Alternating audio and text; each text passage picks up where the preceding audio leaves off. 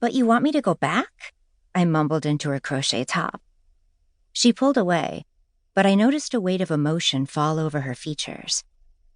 I really think it'll do you good to be home. I've talked with your daddy over the phone, and Margaret's had a few meetings with him. I wouldn't be telling you this if we didn't think it was a good environment. Margaret is my social worker, who always wears big Audrey Hepburn sunglasses to our meetings. She was a big believer in this rehabilitation center, but I was skeptical. Alcoholics Anonymous meetings hadn't been enough to help my dad, so I doubted this would either. He'll be home Sunday morning, Aunt June continued, handing me a plate before sitting down next to me. She took the broken chair, the one that rocked slightly if you leaned the wrong way. I've already submitted your transcripts back to Cedarville. That way you can be back with all your friends in time to start junior year together. I could tell she expected me to be more excited. Going home meant that I could go back to my old life, the life that contained my best friends and boyfriend. Well, ex-boyfriend now. I'd been on the dance team and participated in National Honor Society and Earth Club. I grew up going to school with everyone in my class, which was comfortable more than it was congested. Cedarville was a small town, but it was my small town. Aunt June would have lost her job if she'd come to live with me in Texas, which is how I ended up in Portland. It wasn't that I was unhappy with the situation, but I wasn't exactly happy having to start over either. My grades made it clear I wasn't trying very hard in school. In the entire 11 months, I'd only made one friend, Katie Jones, who was obsessed with the movie Borat and had memorized all the national capitals of the world. It wasn't my best friends or ex-boyfriend that was making me hesitant to return. It was my father. Sounds good, I told her, but there was very little enthusiasm in my voice. She put her fork down. You know, you're always welcome back here, doll. If you go home and decide it's not where you want to be, you call me. Anytime, day or night. Okay? I promised I would, and that was that.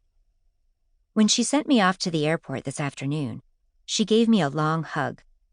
I breathed in her scent of jasmine that had become one of my only comforts over the last several months. There were tears in her eyes when she pulled away. In the row across from me, a dad watches his kid play some game on his Nintendo DS. The glow of the screen lights up their faces. He gives an encouraging, "Good job, buddy," when his son levels up. The entire exchange makes my gut twist in nervousness. I wish coming home to my dad would be that easy. I pull tighter at my knots. 6 hours and one layover after taking off, I finally land in Austin. I'm jittery, like a rattling car engine on the verge of breaking down.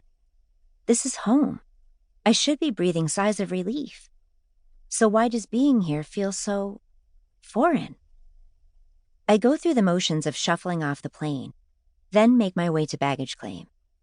My 2 huge suitcases are patterned with silhouetted birds in flight, so they're easy to spot on the carousel.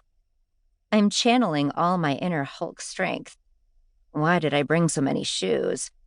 As I lift the last one from the belt. And that's when I hear it. Goose! I am not actually named after a particularly ill-tempered bird. I should find comfort in the long-time nickname my dad gave me, but a part of me doesn't want to be his goose. I just want to be Kira.